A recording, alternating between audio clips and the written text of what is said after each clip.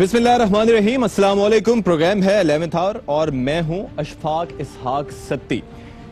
जारहियत आजकल कई मुहाजों पर हो रही है और जब जारहियत का हम तस्करा करते हैं तो हमारे जहन में एक ही नाम आता है, पड़ोसी मुल्क भारत का।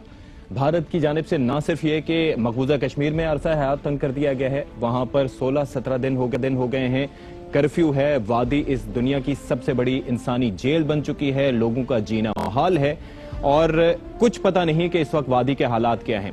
कभी कभी कुछ फुटेजेस सामने आ जाती हैं जिनमें हम देख सकते हैं कि वादी के नौजवान किस तरह से कर्फ्यू तोड़ते हुए घरों से बाहर निकलते हैं और उनके हाथ में कोई हथियार नहीं है, सिर्फ पत्थर होते हैं जिससे वो भारतीय फौजियों को निशाना बनाने की कोशिश करते हैं और अपना एहतजाज आलमी दुनिया के सामने न सिर्फ ये कि रिकॉर्ड कराते हैं बल्कि उनका ज़मीर भी झंझोड़ने की कोशिश करते हैं। तो खैर, एक सूरत हाल हमने आपके सामने पेश कर दी मकबूजा वादी की, जो कि तकरीबन 10% भी नहीं है जितना वहां पर भारत की जानिब से मजालिम ढाए जा रहे हैं सबसे ज्यादा भारतीय फौजियों की मौजूदगी में।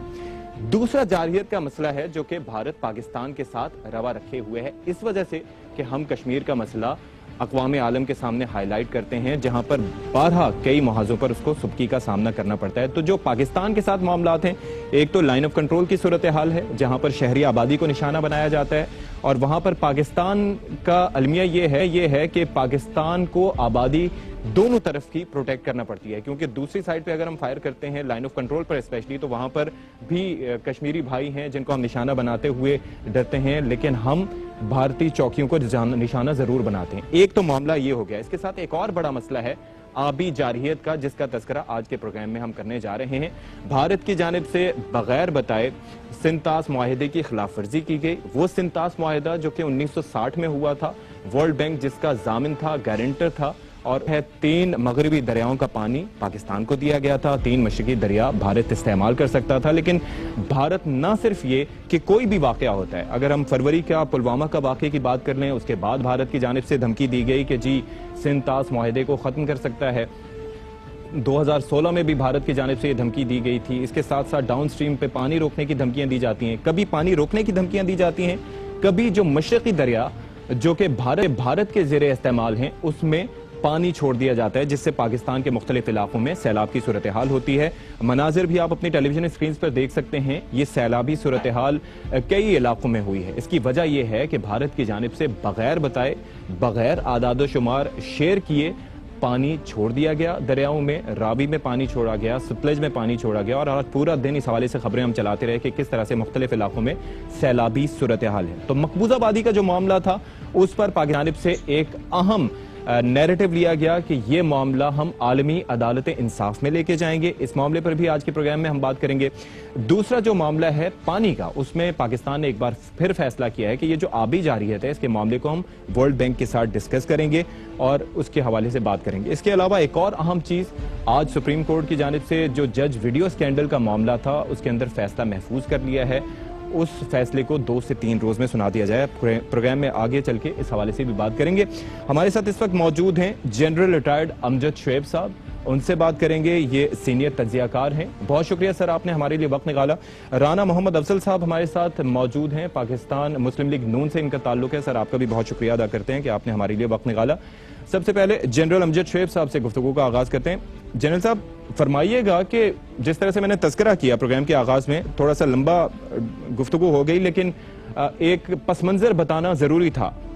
आप क्या समझते हैं, जब भी जारहियत होती है भारत का ही नाम आता है, कोई तरीका है कि भारत को लगाम दी जा सके?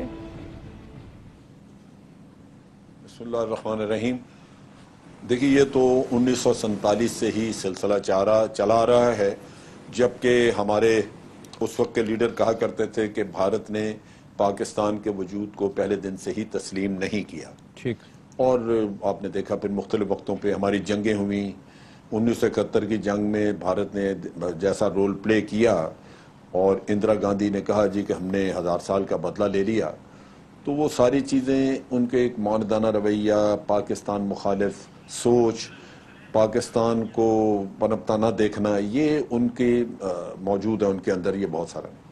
लेकिन एक तब्दीली आई जब ये मोदी हुकूमत में आए, अब उसका 6ठा साल जा रहा है, तो एक दहशतगर्द हुकूमत में आ गया, रिकग्नाइज दहशतगर्द है, RSS کی سوچ جیسے ہم ابھی فیسس کہتے ہیں, بالکل ریلیجس ایکسٹریمسٹ کہتے ہیں, یہ بہت ساری چیزیں اس سے منسوب ہیں. تو اس نے آ کے ایک جنگ کی فضا بنا دی. آپ نے دیکھا کہ مودی کے آنے کے بعد سے LOC کے اوپر جو کچھ ہوتا رہا ہے آج دن تک, وہ پہلے اس سے پہلے ہمارے جو 60-65 سال گزرے اس میں وہ حالات نہیں تھے. لہذا یہ ایک نیا ایسا دور آیا جس میں وائلنس ہے. ایک طرف پراکسی وارز ہیں افغانستان کی سرزمین سے جو پاکستان میں لانچ کی گئی ہیں, اور دوسری طرف ایک کھلی جارحیت ہے جو آپ کی LOC کے اوپر ہے. ٹھیک ہے. اور مودی کے دور میں پھر یہ پانی والا تذکرہ بھی شروع ہوا کہ پاکستان سے ہم یہ معاہدہ ختم کر دیں گے جو انڈس واٹر ٹریٹی ہے ہمارا.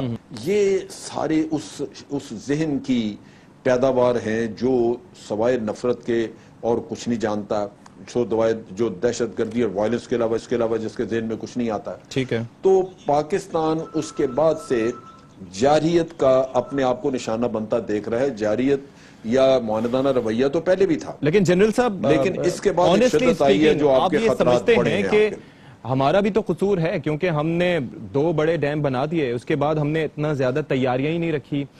کالا باغ ڈیم کے معاملے پر ہم متحد اور متفق نہیں ہو سکے, اور اس کے علاوہ دیامر بھاشا ڈیم کا معاملہ آپ کے سامنے ہے. تو پانی روکیں تو مسئلہ, چھوڑیں تو مسئلہ. ہاں, اس میں ہماری مختلف حکومتیں آتی نہیں, ملٹری گورنمنٹس آئیں, پولیٹیکل گورنمنٹس آئیں, کسی نے بھی اس چیز کی نزاکت کو نہیں سمجھا, اس کی سیریسنس کو, کیونکہ یہ ایک پولیٹیکل کنسنسس ڈیولپ کرنے کی بات تھی کہ جو لوگ اس کی مخالفت کرتے ہیں ان کو بٹھایا جائے, اور جب تک کوئی پولیٹیکل کنسنسس نکل نہ آئے آپ چھوڑے نا. کیونکہ میں سندھ میں بہت سروس کر چکا ہوں, وہاں پہ میری ملاقاتیں ہوتی تھیں, میں ڈسکس کرتا رہا. اکثر اوقات جو مخالفت کر رہے ہوتے پولیٹیشین, خاص طور پہ حکومت کے لوگ, شدید مخالفت کرتے تھے, لیکن ان کے پاس کوئی جواز, کوئی وجہ, کوئی ایسا انالیسز یا کوئی نیریٹو نہیں ہوتا تھا جس سے وہ ثابت کر سکے کہ ان کو یہ مسئلہ ہوگا.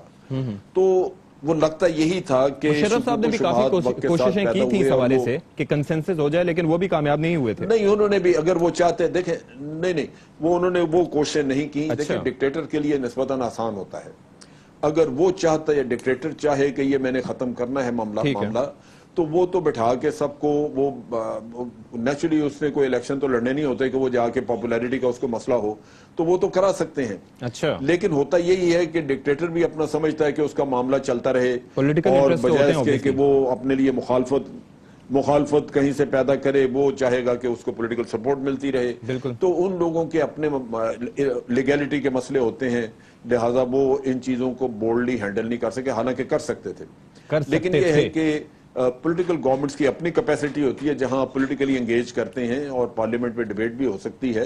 جن لوگوں نے مخالفت کی ہے انہوں نے اتنی بری طرح مخالفت اس کی ہے کہ یوں لگتا ہے جیسے زندگی موت کا مسئلہ تھا, اور پھر اس کے بعد ڈیمز بنے نہیں.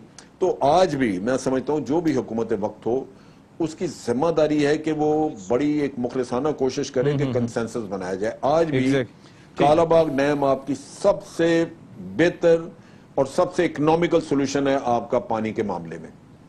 باقی ڈیمز بہت مہنگی ہیں, چونکہ ان کے لیے انفراسٹرکچر ڈیولپ کرنا, جہاں پہاڑوں میں جتنی دور علاقے وہاں تو رستے نہیں ہیں, تو پہلے تو اس کا انفراسٹرکچر ڈیولپ کرنے پہ اتنا خرچہ ہے, پھر وہاں آبادیاں بنانی پڑیں گی. رانا صاحب کی جانب چلتے ہیں. بہت طرح کے فائنینسنگ, بڑے ڈیمز کے حوالے سے اب فائنینسنگ کے بھی بڑے ایشوز ہیں, اور بہت سی چیزیں جو ڈسکس ہونی ہے اس حوالے سے, تو آئی ہوپ کہ حکومت اس پہ کام کرے.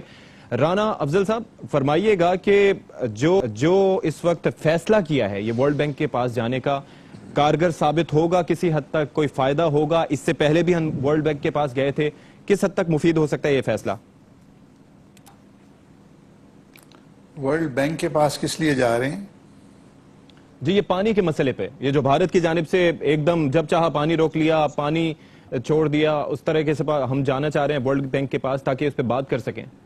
دیکھیں, میں سمجھتا ہوں کہ ہندوستان اور پاکستان کے درمیان جو سندھ طاس کا معاہدہ ہے, یہ ایک واحد معاہدہ ایسا ہے جو بڑا کمپریہنسو ہے, اور جس کے اندر دونوں پارٹیز کی رسپانسبلٹیز اور آبلیگیشنز جو ہیں وہ بڑے واضح طور کے اوپر لکھی گئی ہیں. اور آج 70 سال میں بھی یہ معاہدہ جو ہے قدرے دوسرے تمام معاہدوں سے بہتر حالت میں چل رہا ہے, اور اس کے اندر جو امپلیمنٹیشن ہے وہ اس کے اوپر ایشوز آتے ہیں چھوٹے موٹے لیکن ریزالو ہوتے رہے ہیں اور دونوں ملک اس کو ٹھیک طرح سے چلاتے رہے ہیں. تو میں یہی سمجھتا ہوں کہ اس کے اوپر ہندوستان اور پاکستان کو اب تو سیریس تھریٹس آ گئے. 2016 میں انہوں نے کہا کہ جی ہم یہ معاہدہ ختم کر دیں گے یک طرفہ طور پر. بھارت تو ویسے ہی یونیلیٹرلی سارے ڈیسیجنز لے رہا ہے, کشمیر کا معاملہ ہو, پانی کا مسئلہ ہو, ویسے تو یہ دونوں مسائل کریکٹڈ ہی ہیں, تو وہ تو کچھ بھی کر سکتا ہے. مودی سرکار ہے. دیکھیں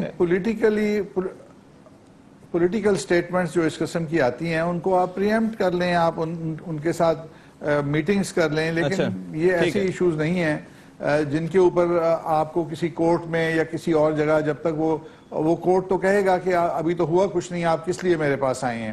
تو آئی ڈونٹ نو کہ اس کے اندر کیا وزڈم ہے. اس پہ بات کرتے ہیں. اندلیب عباس صاحبہ بھی مین وائل ہمیں جوائن کر چکی ہیں, آپ کو بھی ویلکم کرتے ہیں اپنے شو میں. فرمائیے گا کہ مقبوضہ کشمیر کی صورتحال کے حوالے سے بات کرتے ہیں. شاہ محمود قریشی صاحب نے ہم سے ہی گفتگو کی تھی ARY نیوز میں, اور انہوں نے کہا کہ جی معاملے کو لے کر جا رہے ہیں ہم کشمیر کی صورتحال پر عالمی عدالت انصاف میں. تو اس حوالے سے آپ سمجھتی ہیں کہ فیصلہ ایسے ہی ہونا چاہیے تھا یا پھر اس پہ کنسنسس پہلے پاکستان میں ڈیولپ کرنا چاہیے تھا کہ کس طریقے سے ہم کیس کو آگے پلیڈ کریں گے؟ دیکھیں جو کمیٹی بنی ہے نا جس میں یہ ایڈوائزرز اور ایکسپرٹس کی, اس کے اندر اپوزیشن بھی شامل ہے. اور یہ ساری باتیں جو ہیں ڈسکس ہو رہی ہیں, جس میں نوید قمر صاحب شامل ہیں, سراج الحق صاحب شامل ہیں, اور وہیں سے, اور آپ کو یاد ہوگا پارلیمنٹ کے فلور پہ بھی اور تقریباً ہر ٹاک شو میں انہوں نے کہا جی کہ یہ بھی ہونا چاہیے وہ بھی ہونا چاہیے. تو قانونی معاملات بھی اور سیاسی معاملات بھی اور جو بین الاقوامی معاملات ہیں سارے فورمز کے اوپر ڈیسائیڈ یہی ہوا تھا کہ اس کو اگریسولی فالو کرنا ہے, اور کوئی بھی ایسی چیز جس میں ذرا سا بھی چانس ہو اس کو چھوڑنا نہیں ہے. کیونکہ دیکھیں جو ایک بہت بڑی کامیابی ہمیں ہوئی ہے جو آج 50 سال پہلے کبھی نہیں ہوئی, کہ یہ انٹرنیشنلائز ہو گیا ہے.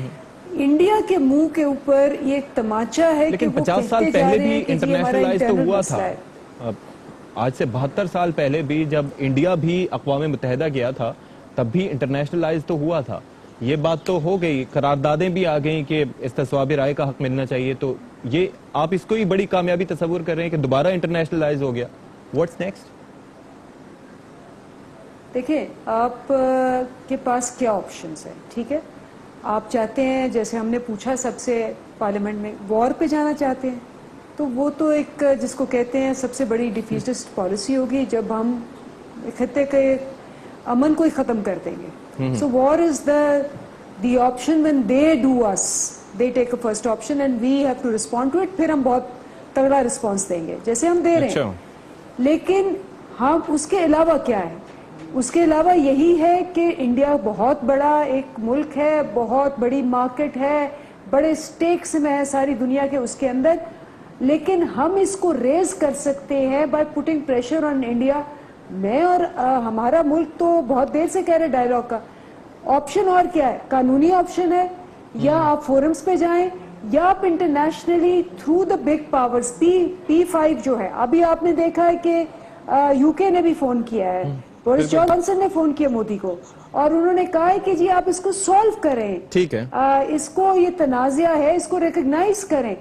اور اگر مودی ابھی تک تھوڑا بہت وہ ہاتھ روک کے بیٹھا ہوا تو وہ اسی لیے بیکاز اس کو ڈر ہے کہ US بھی کہہ رہا ہے, UK بھی کہہ رہا ہے, باقی ممالک بھی کہہ رہے ہیں, وہ آئسولیشن میں نہیں جانا چاہتے, اور اس کو روکنے کے لیے this is the only option which has a chance of working aside from war. اور وار کے اندر تو آپ کو پتا ہے کہ ڈسٹرکشن ہوگی, یعنی کہ جارحانہ سفارتکاری آپ کہہ رہی ہیں کہ وہ ہمارے پاس واحد آپشن ہے, اور عالمی فورمز پہ جانا ہمارے پاس آپشنز میں سے شامل ہیں. اب جو شیخ صاحب سر فرمائیے گا کہ یہ جو سلامتی کونسل میں ہم گئے اور جو P5 کا کردار رہا, فرانس کے کردار کے حوالے سے سب کو پتا چل گیا ہے کہ obviously وہ رافیل ڈیل کی وجہ سے ہی وہ بھارت کی طرف, پھر دوسرا یہ ہے کہ بھارتی وزیر اعظم بھی اب فرانس کا دورہ کرنے والے ہیں, تو 2-3 چیزیں کمبائن ہو کے وہ ہماری سائڈ پہ ہیلپ کرنے نہیں آیا. لیکن باقی جو اوور آل سلامتی کونسل کے مستقل اور نان مستقل نان پرماننٹ ممبرز تھے, آپ سمجھتے ہیں ان کا رویہ ٹھیک تھا اوور آل؟ جی, اس سے پہلے میں ایک بات کر دوں جو آپ پہلے کوشچن کر رہے تھے. اچھا, یہ انٹرنیشنلائز ہونے کے لحاظ سے میں سمجھتا ہوں کہ یہ بہت بڑی اچیومنٹ ہے. اچھا, اس کی وجہ بنیادی یہ تھی کہ جب آپ نے جب آپ نے شملہ معاہدہ کیا تھا تو اس کے بعد یہ ایک بائیلیٹرل ایشو بن گیا اور پھر اس کے بعد ایک طرح سے ڈیڈ رہا اور اس کو انٹرنیشنلائز کرنے کی پھر وہ کوئی بہت بڑے پیمانے پہ کوششیں نہیں کی گئیں کیونکہ ہر دفعہ یہ چیز آڑے آتی تھی کہ جی بائیلیٹرل ہے. تو اب آ کے چونکہ بھارت نے بھی ایک بہت بڑا سٹیپ لے لیا تو پھر آپ نے انٹرنیشنل کرنے کے لیے جو بھاگ دوڑ لیکن سر شملہ معاہدے میں بھی جب میں نے اس کو پڑھا تو اس کے اندر لکھا تھا کہ دونوں ممالک اپنے جو بھی ایشوز ہوں گے وہ حل کریں گے یو این چارٹر کے عین مطابق. تو یو این چارٹر کو سائیڈ لائن تو نہیں کیا تھا لیکن وہ دوسرے کشمیری تو سگنیٹری نہیں تھے شملہ معاہدے کے. نہیں وہ بالکل ٹھیک ہے. کشمیریوں کے لیے بھی جو ان کی رائے جاننے کا پروسیس ہے وہ تو الگ ہے لیکن بات چیت دونوں ملکوں کے درمیان ہی ہے پاکستان اور بھارت کے درمیان. اور شملہ معاہدے میں اس کو بائیلیٹرلی ریزالو کرنے کا بات کی گئی لیکن اس میں یہ واقعی یہ نہیں ہے کہ جو قراردادیں ہیں یونائیٹڈ نیشن کی وہ ختم ہو گئی وہ اپلیکیبل ہے لیکن آپ نے دونوں نے مل کے بات کرنی ہے. بہرحال یہ ایک اچھا وقت تھا, اچھی چیز ہوئی کہ آپ کے لیے ایک سیٹ بیک تھا, آپ نے اس سیٹ بیک کو ایک اپرچونٹی میں کنورٹ کیا اور انٹرنیشنلائز کر دیا اور ابھی آپ آگے بڑھ رہے ہیں ورنہ تو کشمیر پہ اتنی بات چیت کبھی بھی نہیں ہوئی. اب دوسری چیز جو آپ بات کر رہے ہیں آپ یہ کہہ رہے ہیں کہ وہاں پہ بھارت یک طرفہ جو بھی کرے وہ کر کے تو ہمارے پاس کیا آپشنز ہیں. دیکھیے آپشنز کا جہاں تک تعلق ہے یہ بہت ساری آپشنز ہیں, اس میں کچھ تو پبلکلی ڈسکس ہوتی ہیں کچھ نہیں لیکن ایک چیز واضح ہے ہمیں کہ اس کے 3 ایسپیکٹ ہیں اس ایشو کے. ایک ہے اس کا قانونی پہلو جس کے لیے یہ کہہ رہے ہیں کہ جی ہم آئی سی جے میں جائیں گے, اس میں آپ کے بائیلیٹرل معاہدے ہیں, نہرو صاحب کے تحریریں ہیں, لکھے ہوئے ان کے پرومسز ہیں, بھارت سارا کچھ کرتا رہا اور اب آج جا کے کہے کہ جی کچھ بھی نہیں ہے تو وہ آپ نیچرلی آپ کے پاس ایک رائٹ ہے قانونی کہ آپ اس کو چیلنج کریں. بالکل. دوسرا آپ کے پاس آپشن ہے کہ آپ یونائیٹڈ نیشن میں واپس جائیں اور وہاں سے جا کے تو آپ ان کو کہیں کہ جناب یہ یونائیٹڈ نیشن کی جو وائلیشن ہوئی ہے ان کی قراردادوں کی اس پہ ہمیں اجازت دیں کہ یا یونائیٹڈ نیشن ریفر کرے کہ انٹرنیشنل کورٹ آف جسٹس میں چلے جائیں. تو یہ دوسرا ہو سکتا ہے.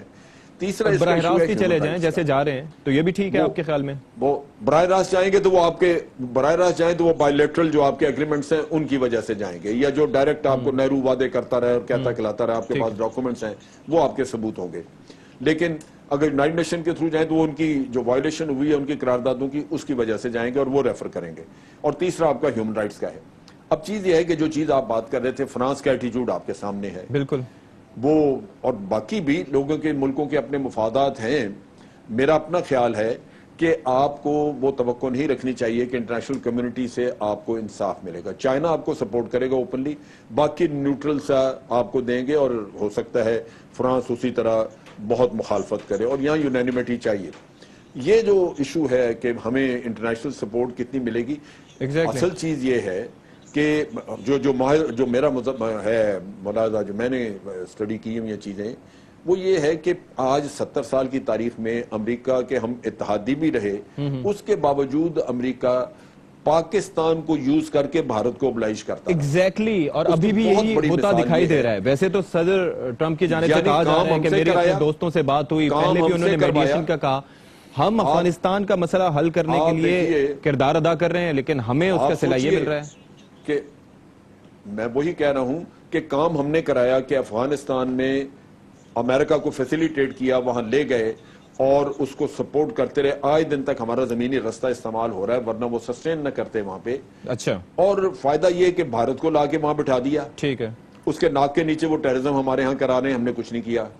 اور پھر آپ دیکھیے کہ نیوکلیئر ویپنز کا یا سیول نیوکلیئر اس کا ایگریمنٹ کیا ان کے ساتھ کوپریشن کا, اس کے لیے امریکہ نے اپنے ملک کا قانون بدلا کیونکہ این پی ٹی کے بغیر وہ کر نہیں سکتے تھے, وہ انہوں نے قانون بدلا اور ان سے ایگریمنٹ کیا. ٹھیک ہے. اور پاکستان کو کہنا شروع کیا کہ آپ اپنے لانگ رینج ویپن اور جو آپ کے ٹیکٹیکل ویپن ہیں ان کو ختم کریں تاکہ بھارت کی بالادستی رہ سکے یہاں پہ. تو ہمیں بڑا محتاط رہنا ہوگا. یہ تو سارا مفادات کا ہی گیم ہے. میٹھے بول ہیں. ٹھیک ہے. میں آپ کو یہی بتا رہا ہوں کہ حکومت کو بڑا محتاط رہنا ہوگا کہ امریکہ کے میٹھے بول سن کے, کیونکہ یہاں پہ بڑی پرابلم یہ ہے کہ جب لیڈرز کو کوئی تھپکی دیتا ہے یہاں پہ امریکہ کا پریزیڈنٹ تو یہ اس سے اوپر بیانات جاری کرنا شروع کر دیتے ہیں کہ جی آج امریکہ کے پریزیڈنٹ نے ہمیں ٹیلی فون کیا. obviously ان کا اپنا مقاصد ہوتے ہیں, اپنا مطلب بھلا کیا آپ کا کوئی یا نہیں. ٹھیک ہے.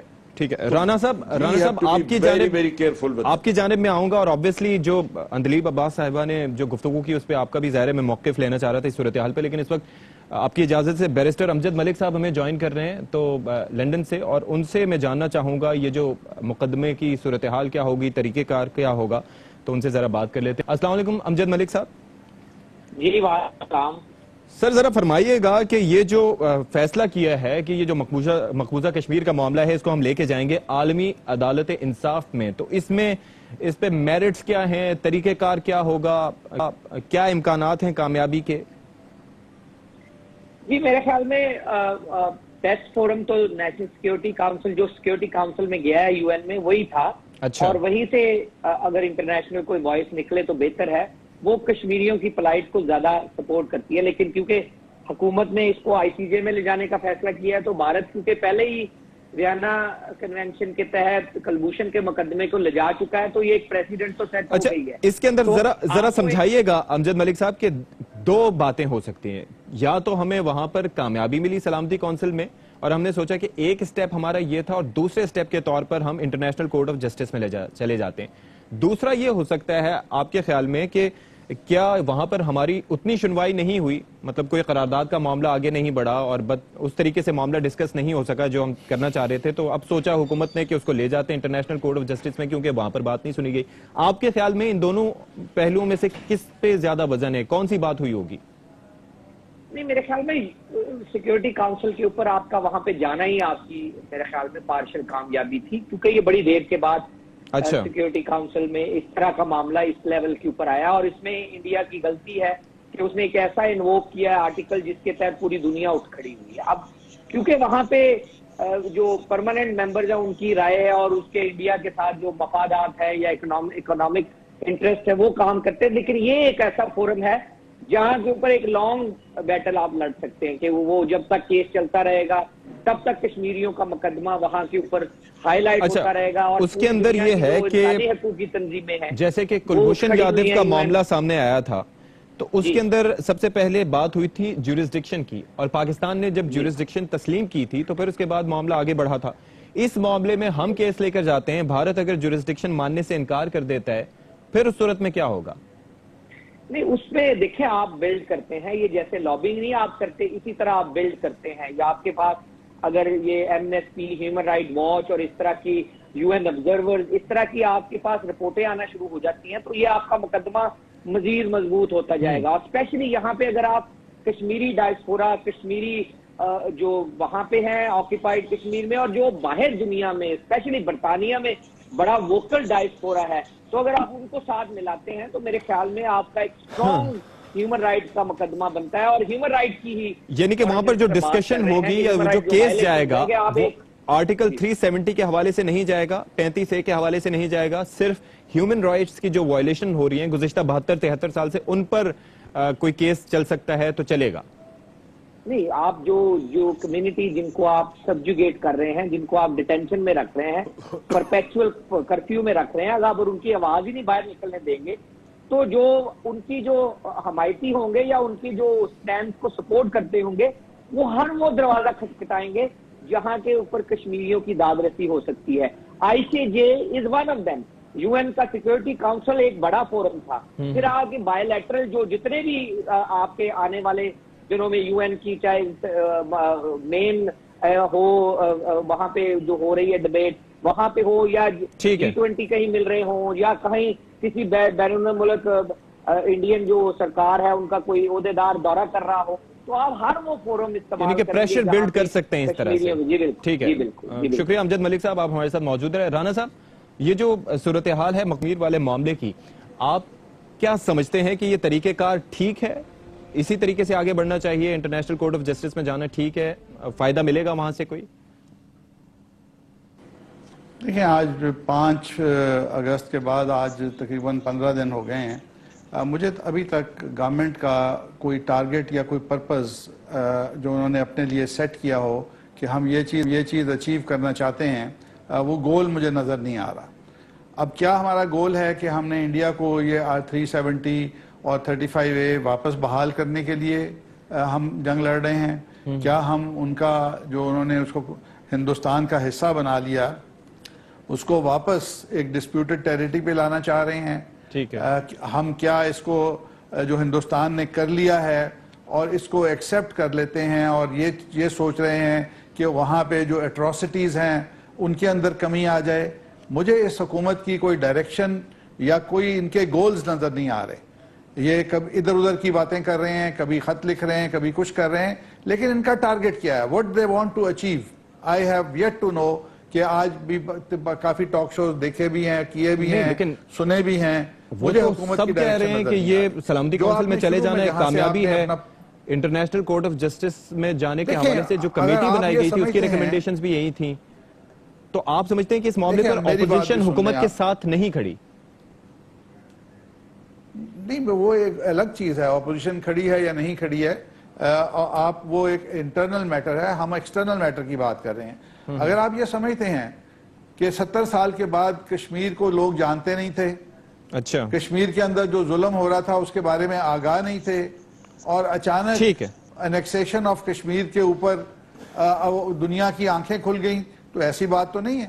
کہ ایک بہت بڑا حادثہ پیش آیا جس کے اندر پوری دنیا نے کے اندر ہماری حکومت کے کہے بغیر وہاں پہ احتجاج ہوا, ہیومن رائٹس کے حوالے سے ہوا, سب چیزوں کے حوالے سے ہوا. اور اگر آپ یہ سمجھتے ہیں کہ یونائٹڈ نیشنز اتنا کیلس ادارہ ہے, اتنا سنگ دل ادارہ ہے کہ وہاں پہ ایک پریلیمنری میٹنگ بھی نہیں ہوگی, تو اور وہ پریلیمنری میٹنگ کا ہو جانا پی ٹی آئی حکومت کی بہت بڑی کامیابی ہے, تو میں سمجھتا ہوں کہ یہ ایک غلط سوچ ہے. اگر آپ پریلیمنری میٹنگ کے بعد کامیاب ہوتے اور آپ کے ساتھ سپورٹ ہوتی اور یہ ایجنڈے پہ چلا جاتا اور سیکیورٹی کاؤنسل اس کو ڈسکس کرتی کہ یہ فلیش پوائنٹ ہے, یہ فلیش پوائنٹ ہے, یہاں سے جنگ شروع ہو سکتی ہے یہاں پہ, لیکن آپ نے تو کہا میں حملہ کر دوں, تو وہ تو آپ کی جنگ تو شروع نہیں ہو سکتی, تو وہ فلیش پوائنٹ تو نہیں ہے. اندلیپ صاحب, آپ کا کوئی ٹارگٹ بھی نہیں ہے, آپ کا ریسپانس رانا صاحب کی ان باتوں پہ آپ کیا ریسپانس کرنا چاہیں گے؟ میں اپنی بات ختم کر رہا ہوں. تو پھر سیکیورٹی کاؤنسل میں وہ ایجنڈے پہ جا کے ڈیبیٹ میں کیسے جاتا؟ تو میں یہ سمجھتا ہوں کہ بہت بڑا فورن پالیسی فیلئر ہے, اور اس کے اندر ہماری کشمیر پالیسی جو تھی 1 سال سے, آپ نے ان کے الیکشن سے لے کے اس کے بعد تک آپ کی کوئی ڈائریکشن نہیں ہے, انفارچونیٹ. اچھا ٹھیک ہے, ڈائریکشن نہیں ہے. اندلیپ صاحبہ, کوئی ڈائریکشن نہیں ہے حکومت کی؟ جی دیکھیں, میں بالکل ان سے ہمدردی کرتی ہوں اور میں سمجھتی ہوں ان کا دکھ اور ان کا درد, کیونکہ یہ آپ کو پتہ 4 سال تو وزیر خارجہ ہی نہیں تھے, تو فورن پالیسی کیا, فورن منسٹر ہی نہیں تھا. آج کی بات کریں اس کے بعد یہ میں بولی نہیں بیچ میں, تو اس کے علاوہ پھر کیا ہوا, یہ بالکل صحیح کہہ رہے ہیں. اب ان کی فورن پالیسی تو یہ تھی, جو ان کی انڈرسٹینڈنگ ہے کہ جی آپ ذاتی اپنا بزنس بڑھائیں, اور آپ جو جندل صاحب ہیں ان کو بلائیں بغیر ویزے کے, اور وہ مری میں بیٹھے اور وہ ان کے تعلقات بڑھیں, اور جب سارا پاکستان, ساری دنیا کہے کہ جی یہ سیکیورٹی بریچ کر کے بغیر ویزے کے مری کیسے بیٹھے ہیں, تو مریم ٹویٹ کرے کہ میرے والد کے بہت پرانے, my father's old friend is there, what's the problem with all of you. ٹھیک ہے نا. اس کے بعد پھر وہ جائیں ان کی انوگریشن پہ مودی کی, تو وہ ان کو چارج شیٹ دے دیں ایز اے ٹیررسٹ, پھر وہ ساڑیاں ایکسچینج ہوں, اور حسن اور حسین نواز. تو یہ بالکل صحیح کہہ رہے ہیں, ان کی بالکل انٹرپریٹیشن صحیح ہے کہ اگر پرسنل بزنس نہیں کر رہے اور یہ اس قسم کی بریچز آف سیکیورٹی نہیں ہو رہی, تو کوئی ڈائریکشن نہیں ہے. کیونکہ جس ڈائریکشن میں یہ جا رہے تھے, جس میں نہ فورن منسٹر تھا نہ فورن پالیسی تھی, کہ اس کے گھر آ کے وہ میرجز اٹینڈ کر رہے ہیں اور ملک میں کسی کو پتہ ہی نہیں کہ کیا ہو رہا ہے, اور پھر 52 ٹرپس ابراڈ کر رہے ہیں جس میں سے 22 یو کے میں کر رہے ہیں ٹیکس پیئر کے پیسوں سے. تو یہ فورن پالیسی تو بڑی بریلینٹ تھی, اور اس بریلینس میں جہاں ذاتی مفاد اور ٹیکس پیئر کے پیسوں کو کھا کے سارا کرنا, ملک کے مفادات کو پیچھے رکھنا, وہ ڈائریکشن بڑی کلیئر تھی ان کی. یہ بالکل صحیح کہہ رہے ہیں, اس ڈائریکشن میں ہم نہیں گئے, تو واقعی ہم اس ڈائریکشن سے بہت پیچھے رہے. ٹھیک ہے، ایک بریک لے لیتے ہیں اور بعد وہ ذرا ویڈیو اسکینڈل تھا، اس پر فیصلہ محفوظ ہوا ہے اور اس کے حوالے سے کچھ بات کریں گے. ہمارے ساتھ رہیے گا.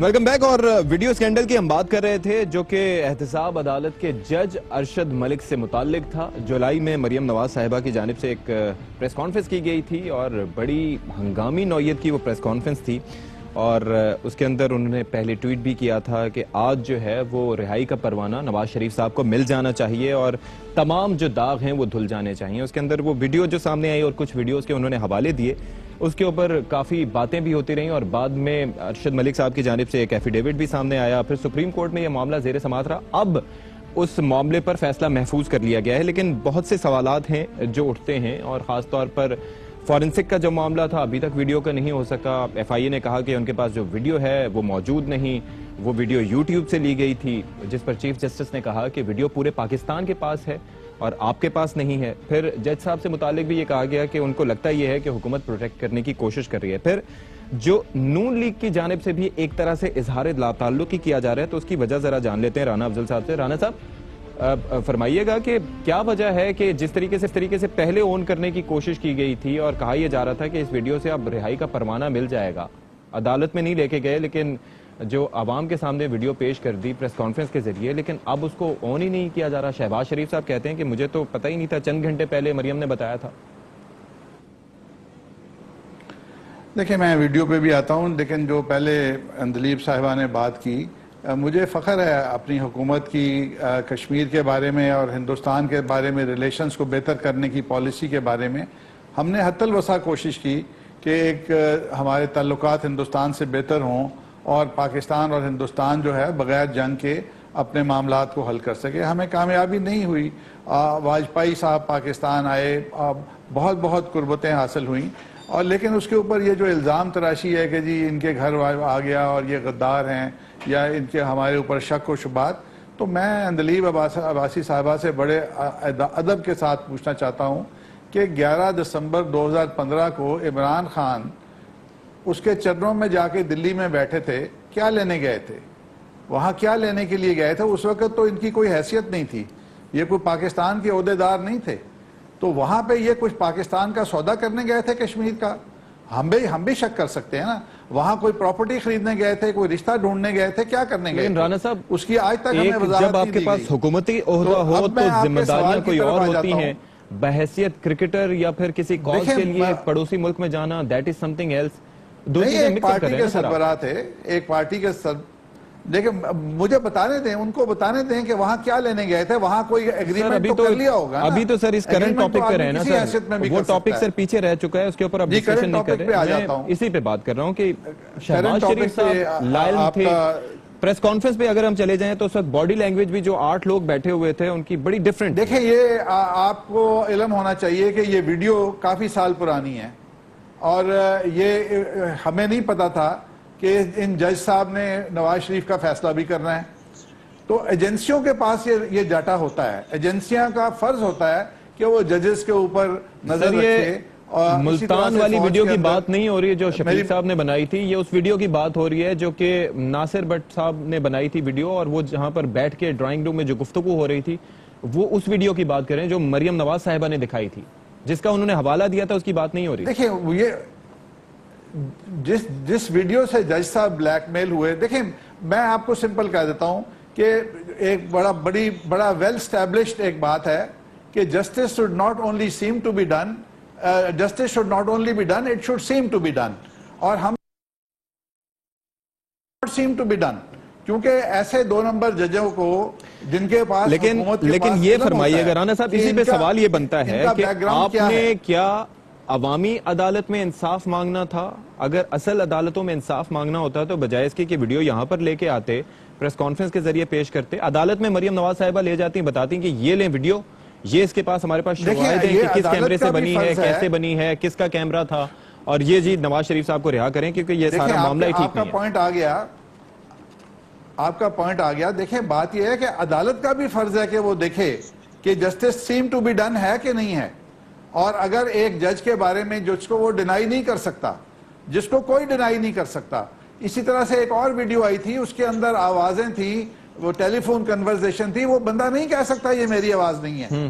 تو جب اس قسم کی ویڈیوز حکومت کے اداروں کے سربراہوں کے اوپر لیک کرتے ہیں اور یا ان کی بنا کے رکھتے ہیں تو ان کو مس یوز کرنے کے لیے کرتے ہیں.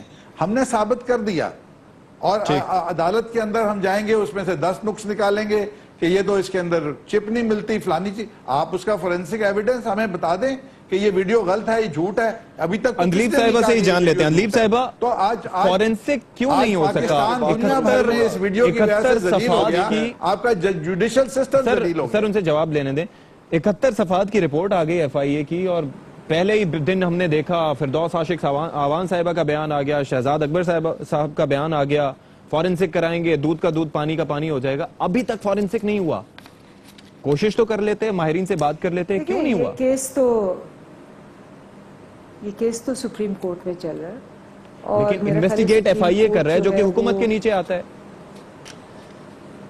جی بالکل. سو FIA جو ہے وہ سپریم کورٹ کو جو بھی ایویڈنس دے گا، سپریم کورٹ اس سے سوال کرے گا کہ جی یہ چیز ہوئی، یہ چیز نہیں ہوئی. سوال کر لیا، اظہار برہمی بھی کر دیا کہ بھائی آپ نے فورینسک نہیں کرا. تو میرا سوال یہی ہے کہ آخر کیا وجہ ہے کہ FIA نے فورینسک نہیں کروایا؟ وزیر اعظم صاحب بھی پوچھ سکتے ہیں کہ بھائی بتائیں FIA کے افسران کیوں نہیں ہوا؟ اتنی حساس نوعیت کا معاملہ. اب آپ اگر پوری طرح جواب سن لیں گے تو شاید آپ کو بیچ میں بولنا نہ پڑے. جی میں بٹ یہ سب جوڈس معاملہ ہے اور ہائیسٹ کورٹ پہ ہیں، ٹھیک ہے جی، اور چل رہا ہے ابھی، یہ ختم نہیں ہوا، ٹھیک ہے جی. اور ان کے بھی وکیل ہیں اور دوسرے بھی وکیل ہیں. اگر یہ فیل کرتے ہیں کہ جی یہ ججز جو ہیں یا یہ پروسیس جو ہے یہ ٹھیک نہیں ہے، کمپریہنسو نہیں ہے، یہ اپنے وکیل سے کہیں جی ہمیں یہ بینچ منظور نہیں ہے، ہمیں یہ منظور نہیں ہے، وہ منظور نہیں ہے. اس کیس میں تو یہ لیگل یہ سارے لوگوں نے استعمال کر سکتے ہیں. ٹاک شو میں آ کے بولنے کی کیا ضرورت ہے؟ ڈسکشن جو ہو رہی ہے اندلیب صاحبہ، وہ یہ ہو رہی ہے کہ FIA نے اس ویڈیو کا فورینسک کیوں نہیں کروایا. ظاہر ہے آپ کی لیڈرشپ کی جانب سے یہ بات کہی جاتی رہی کہ فورینسک ہونا چاہیے، پتہ چلے کہ بھائی کون تھا ویڈیو میں، کس نے بنائی، کون سامنے لایا. آپ بات کو ڈی ریل کریں. کیا FIA کو رپورٹ جو ہے وہ پرائم منسٹر نے مانگی ہے یا FIA کی رپورٹ جو ہے وہ سپریم کورٹ نے مانگی ہے؟ اگر سپریم کورٹ نے مانگی ہے اور یہ کیس وہاں چل رہا ہے اور اگر ان کو اعتراضات ہے اس رپورٹ پہ تو وہ فورم موجود ہے. یہ ٹاک شو میں بیٹھ کے کیوں ڈسکس کر رہے ہیں؟ ہم تو پہلے بھی کہہ رہے ہیں انہوں نے پبلکلی کیوں ویڈیو ریلیز بھی. آپ بات نہیں کمپلیٹ کرنے دے رہے، اسی آپ بات نہیں کمپلیٹ، اس لیے بار بار سوال کر رہے ہیں. میں تو آپ کی بات سن بھی رہا ہوں، جاننا بھی چاہ رہا ہوں کہ آپ ویڈیو کا فورینسک کرواتے اندلیب صاحبہ، فورینسک کراتے اور جھوٹا ثابت کر دیتے. مریم نواز بھائی دعوے آپ کی جانب سے کیے گئے، FIA آپ کے اندر ادارہ ہے. جی ستی میں آپ کو جی امجد صاحب، بات پوری نہیں. امجد صاحب دیکھیے ایک سیکنڈ سر، ایک گورنمنٹ یہ پہلے کہتی رہی کہ ہم فورینسک کراتے ہیں، لیکن پھر ان کو منع کر دیا گیا تھا. اچھا ٹھیک ہے، کہ آپ کریں گے تو وہ ڈسپیوٹڈ ہوگی. ٹھیک ہے، کل کو کیوں کہہ سکتا ہے کہ انہوں نے جاری کام کیا ہے، لہذا یہ عدالت جانے اور وہ FIA جانے. لہذا اس کا اب عدالت اور ان کے درمیان تھا، اس کو مکس اپ نہ کریں. دوسری جو چیز سمجھنے کی ہے وہ یہ ہے کہ یہ کیس بڑا مختلف نوعیت کا ہے. ابھی جو فیصلہ آئے گا اس میں صرف یہ بحث ہے کہ اس کے اوپر کمیشن بننا چاہیے یا FIA کی انکوائری پہ ہی ہونا چاہیے. لیکن سر سٹارٹنگ پوائنٹ تو یہ تھا نا کہ فورینسک ہو جاتا یا پھر چلیں ٹھیک ہے آپ نے کہہ دیا کہ ویڈیو یوٹیوب سے اٹھا لی، ٹھیک ہے سر، لیکن FIA کے اینڈ سے اگر بات کی جائے آرڈرز پہ ہونی تھی. امجد صاحب FIA کے اینڈ سے اگر بات کریں، انہوں نے کہا کہ یوٹیوب سے اٹھا لی، یوٹیوب سے اگر انہوں نے ویڈیو اٹھا لی لیکن ماہرین کی خدمات لے کے پھر بھی کچھ تو پتہ چلانے کی کوشش کرتے.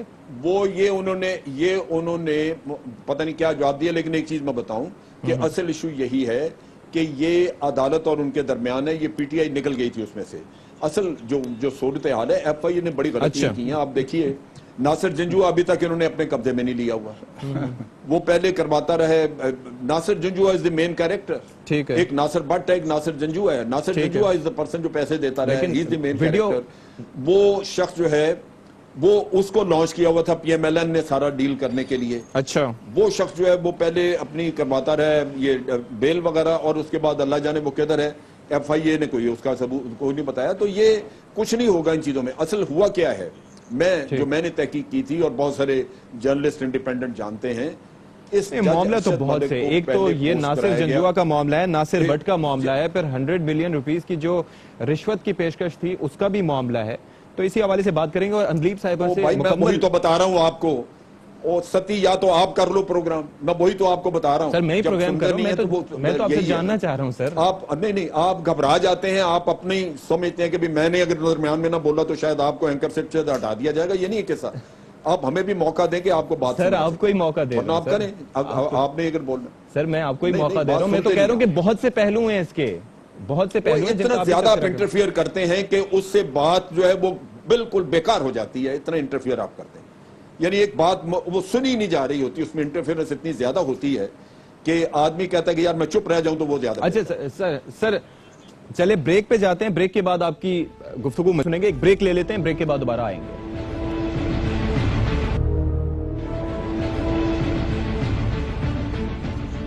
جی بریک کے بعد خوش آمدید کہتے ہیں, اور پروگرام اپنے اختتامی مراحل میں ہے, تو ذرا کنکلوڈ کرنے کی طرف جائیں گے اور اندلیب عباس صاحبہ سے اس پہ موقف لے لیتے ہیں جو ہماری گفتگو چل رہی تھی. جی اندلیب صاحبہ. دیکھیں یہ تو وہ وائلڈ گوس ہنٹ شروع ہو گیا ہے یہاں, بیکاز آپ کو یاد ہے, آپ نے بھی مینشن کیا, 2.5 گھنٹے کی پریس کانفرنس کی, اس کے بعد فتویٰ دائر کر دیا کہ جی اس ویڈیو کے بعد باعزت بری کر دیں میاں نواز شریف کو وداؤٹ ٹرائل. تو اس کے بعد اب جب گئی ہے سپریم کورٹ پہ اور ایویڈنس آنا شروع ہو گیا ہے, تو چچا صاحب نے کہا کہ جی یہ تو مجھے 2 گھنٹے پہلے پتا چلا تھا, اور مریم خود کہہ رہی ہے کہ یہ تو جی آپ ناصر بٹ سے جا کے پوچھے.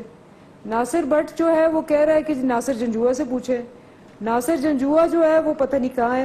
تو ایک دم جیسے ہی ایویڈنس کی بات ہوئی ہے, سپریم کورٹ نے سوال پوچھنے شروع کیے. جیسے نیب سوال پوچھتا ہے تو وہ کہتی ہے کہ میرے دادا سے پوچھیں, وہ دادا تو زندہ نہیں ہے, وہ کہتے ہیں کہ جی حسین سے پوچھیں, حسین کہتا ہے جی حسن سے پوچھیں, حسن کہتا ہے جی میں تو شہری نہیں ہوں پاکستان کا. تو یہ سارا جو کیس ان کا چل رہا ہے 4 سال سے, پیناما لیکس کے بعد TT لیکس اور یہ ویڈیو لیکس, یہ سارے کا سارا کیس یہ پروف کرتا ہے کہ ابھی تک ایک ٹوٹی ہوئی رسید کسی چیز کی ایویڈنس پہ پیش نہیں کی. بہترین طریقہ یہ ہے کہ شروع دن رسیدیں پیش کر دیتے تو آج بیٹھ کے کوئی 2 کروڑ جھوٹ بول کے ایکسپوز نہ ہو جاتے.